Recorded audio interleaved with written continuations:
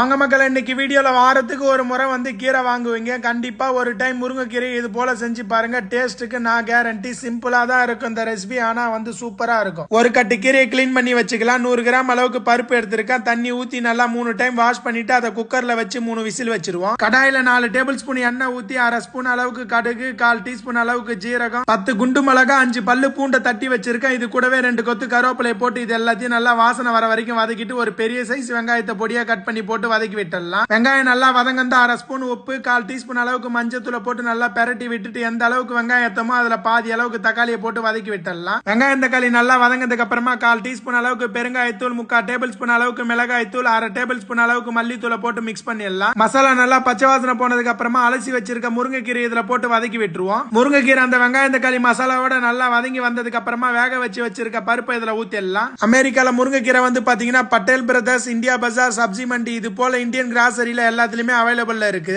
எப்பெல்லாம் கீரையை பாக்குறோமோ அந்த டைம்ல வாங்கினா இல்லைன்னா காலி ஆயிடும். இப்ப வந்து பருப்பு தண்ணி கொஞ்சமா இருக்கு, அதையும் ஊத்தி கலந்து விட்டுருவோம். இந்த ஸ்டேஜ்ல உப்பு செக் பண்ணிட்டு இன்னும் 1/2 ஸ்பூன் அளவுக்கு உப்பு போட்டு கலந்து விட்டுடலாம். வாரத்துக்கு அட்லீஸ்ட் 3 டைம் ஆச்சா எந்த வகையான கீரை வேணாலும் எடுத்துங்க, உடம்புக்கு நல்லது. பருப்பு போட்ட முருங்கைக்கீரை இப்ப ரெடி ஆயிடுச்சு. இந்த வீடியோ பிடிச்சா ஒரு லைக்கை போட்டுட்டு நம்ம சேனலை மறக்காம சப்ஸ்கிரைப் பண்ணிடுங்க. உங்க ஃப்ரெண்ட்ஸ் அண்ட் ஃபேமிலிக்கு வீடியோ ஷேர் பண்ணி விடுங்க மக்களே.